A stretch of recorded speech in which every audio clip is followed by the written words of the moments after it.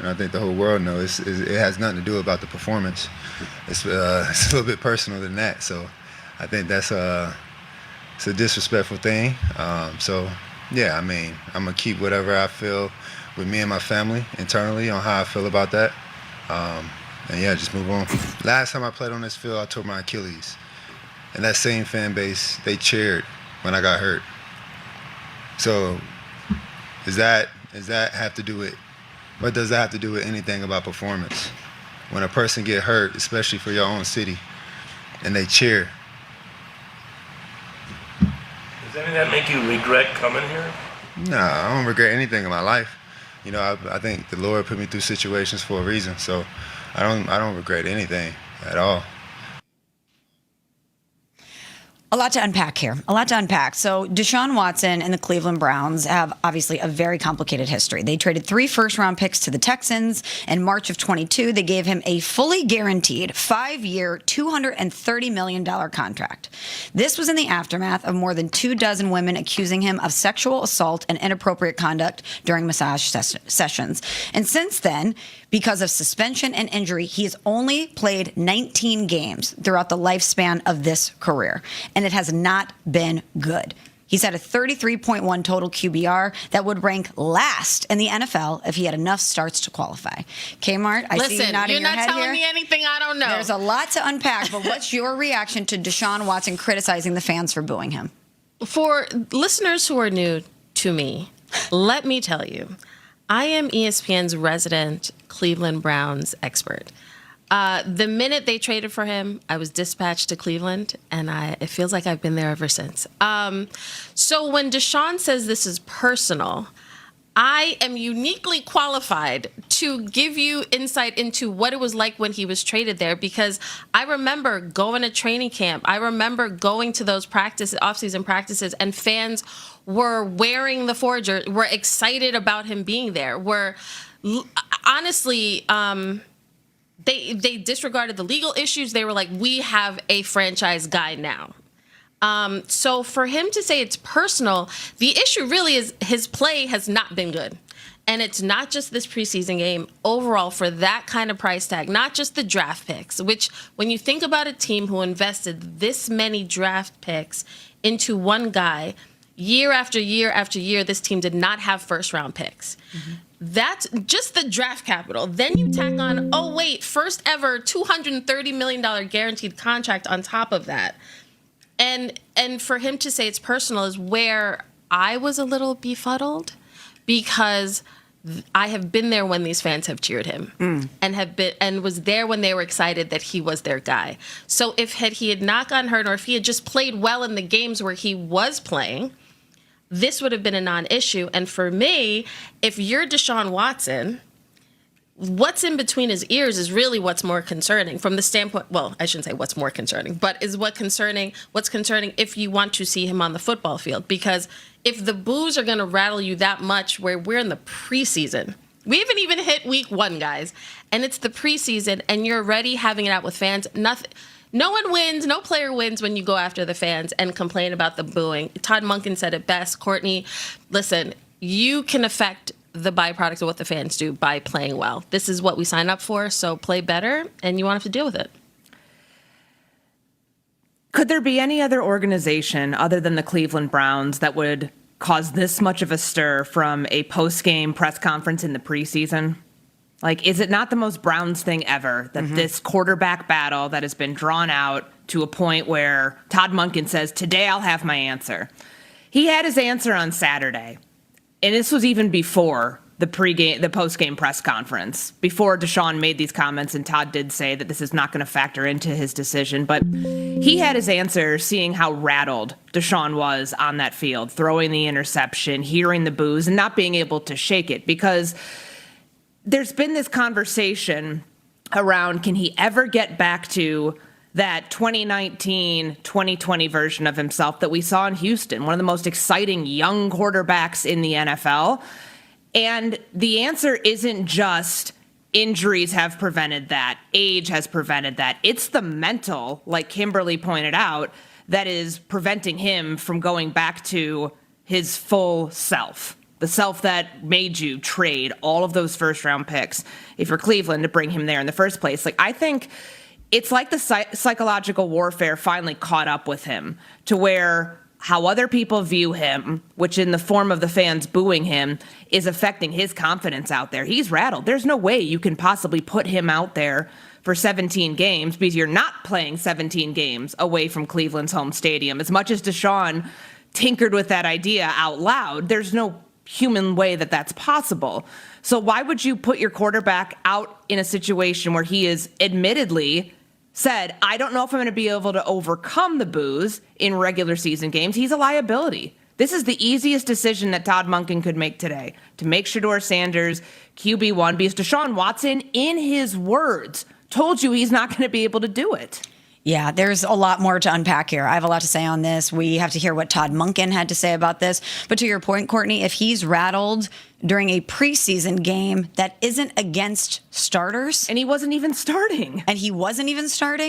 How do we expect it to be any better in the regular season? What evidence do we have of Deshaun Watson in this era of his career to suggest that he will ever be good at playing quarterback in the NFL again? We don't, but we'll talk about that. Plus, as we mentioned, Browns head coach Todd Monken said he's going to make a decision on QB1 today. After this weekend, can it be Deshaun Watson? Is it Shedeur Sanders? We'll talk about that next here on Sportsmanlike. Now, the official game of the NFL. Download the ESPN Fantasy app or go to ESPN.com/fantasy to get started today. Fantasy's easy, fun, and free to play. Play in a private league with friends or join a public league and be matched with other fans. This year, we've added knockout leagues where each week the lowest scoring team is eliminated until only one team is left standing. That sounds very fun. Knockout leagues. It's football time. Fantasy football getting underway. NFL preseason underway. And as you just heard there, some highlights or perhaps lowlights from the Browns' 31-7 preseason loss to the Buffalo Bills. But we are focusing on the quarterback battle and specifically the play of Deshaun Watson in that game. In 4 second-half drives, ladies, he went 5 of 12 passes for 36 yards, 1 interception. But it's what he had to say post-game that has everybody talking. If you missed us in the first hour, we're going to roll it back, or the first segment, not the first hour. It feels like an hour. I've been off for 2 weeks. Here's what Deshaun Watson had to say about being booed by the fans after his performance in this preseason game. Here's what he had to say. I think you guys know too, and I think the whole world knows. It has nothing to do about the performance. It's a little bit personal than that. So I think that's it's a disrespectful thing. So yeah, I mean, I'm gonna keep whatever I feel with me and my family internally on how I feel about that. And yeah, just move on. Last time I played on this field, I tore my Achilles, and that same fan base, they cheered when I got hurt. So does that have to do with, what does that have to do with anything about performance? When a person get hurt, especially for your own city, and they cheer. Does any of that make you regret coming here? No, I don't regret anything in my life. You know, I think the Lord put me through situations for a reason, so I don't regret anything at all. I was so relaxed coming back from vacation. I have to tell you, I felt chilled out in a way I haven't in a long time. Welcome back. And then I came back and I saw this. Slaps you in the face. And boy, did it ever. For a couple reasons, ladies. First of all, you do not win when you go after the fans. Ever. I don't care if they are disrespectful, which I don't think they were in these circumstances. You're never going to win that battle.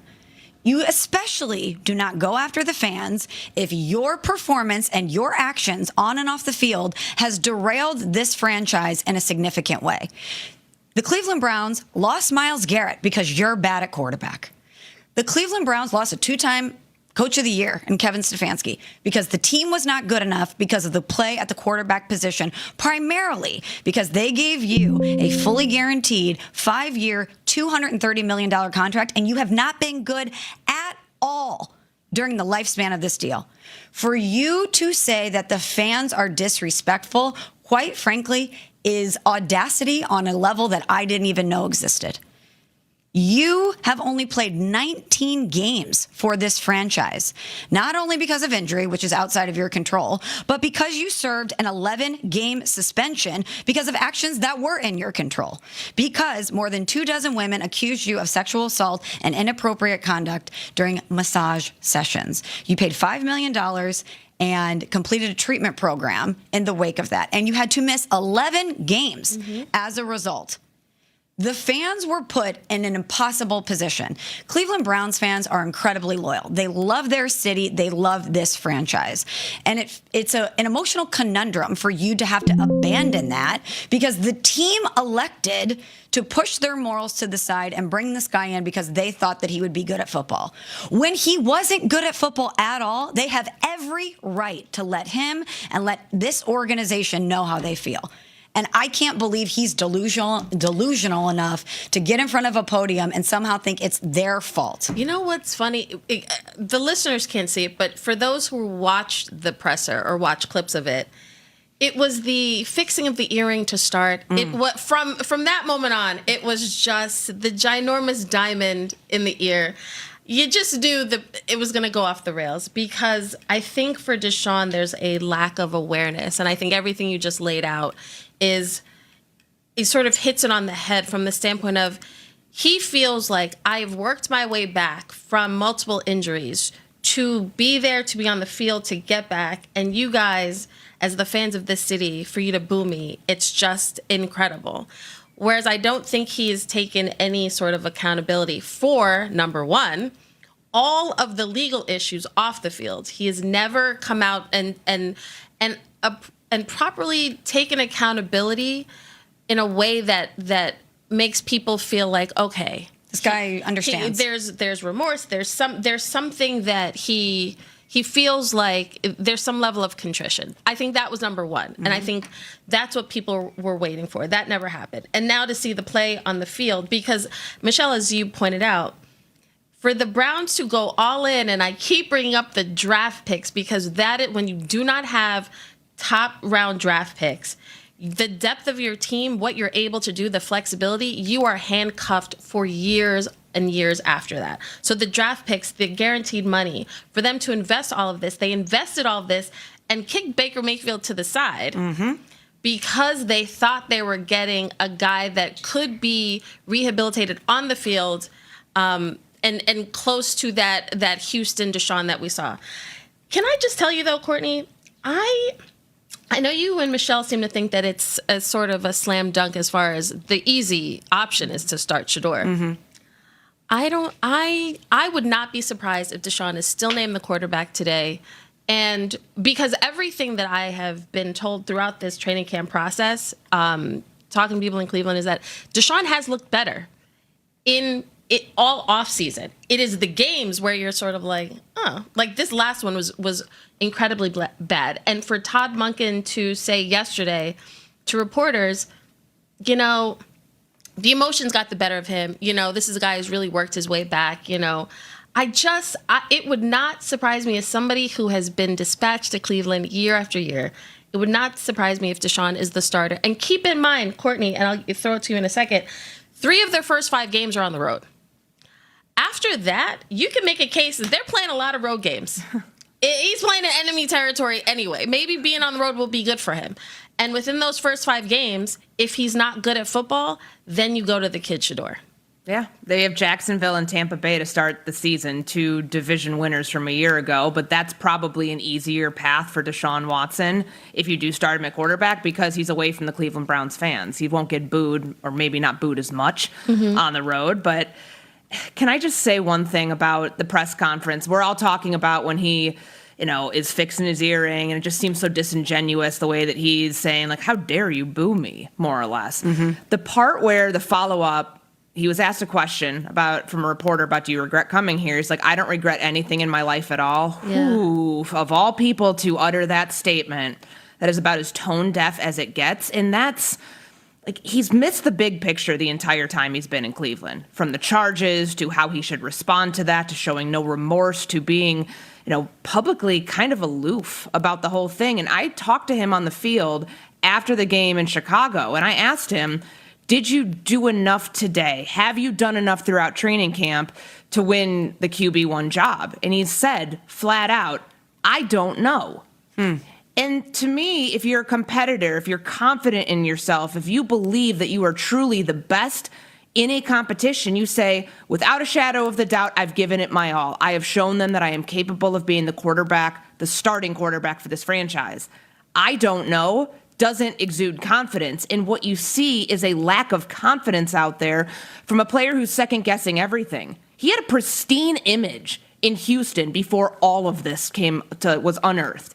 People loved him. We remember the 30 for 30, the Warren Sapp, and there was the Sports SC featured, whichever one, about his family getting their first home, Deshaun growing up as a teenager, being one of the top draft picks in the 2017 class. And then the second all that went out the window, I think he thought internally he could fight all those things off. And it's coming to a head now in a way that it's affecting who he is on the field. But to Kimberly's point about wouldn't be surprised if he ends up being named QB1 today, Todd Monken did tell you yesterday the press conference isn't going to factor in.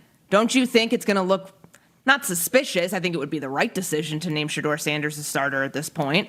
But it's going to look like you're kowtowing to the public outrage, the outcry, if they name him the backup. I would get it from that respect, but I don't think that you can put somebody who has that publicly waged a war on your fans by saying it's disrespectful what you're doing to me. You can't put that guy out there. We know what the right answer is. We know what the wrong answer is. I would not be surprised if they go with the wrong answer to try to save face here and say we're doing it our own way. We're evaluating the entire body of work, which is probably not going to work out for them. The Cleveland Browns stay with the wrong answer. They are the wrong answer. Two more things on this quickly. One, you shouldn't let fan outrage or desire dictate the best football decision. However, from ownership on down, they already told you this was a swing and a miss. They already were ready to close that chapter. And then for some reason, they reopened it, which again is important for fans because they thought, hey, we're going to get on board with Shedeur. And they are your paying customer. And I think in this particular set of circumstances, given everything, the context around the situation, maybe they should factor it in a little. And one more thing, ladies. For Deshaun Watson to stand up there on that podium and say it's personal and then not address the reasons why it's personal was cowardly. If you want to go there and go after the fans and say it's personal, then be man enough to say why it is personal. And he did not do that. And he never has. And therein lies the problem. And therein lies the problem. Well, coming up next, the Cleveland Browns are in the news for another reason, because one of their former players could be headed back to college. We'll talk about that next. But first, I want to tell you